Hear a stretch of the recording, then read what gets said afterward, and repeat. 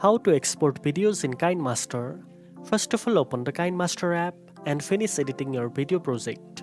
Once you are done editing and satisfied with your result, tap on the export icon at the top right corner of the screen. It usually looks like a share or upload symbol. Now you will see the options to choose the video format, resolution, and frame rate. You can select from various resolutions like 720p, 1080p, or even 4K depending on your device and needs.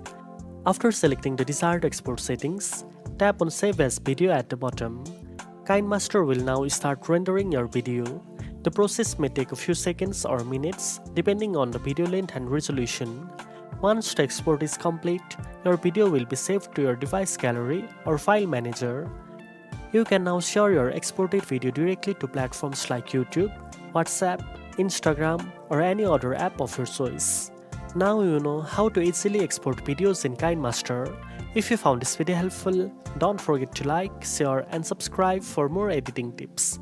Thanks for watching, and I'll see you in the next one.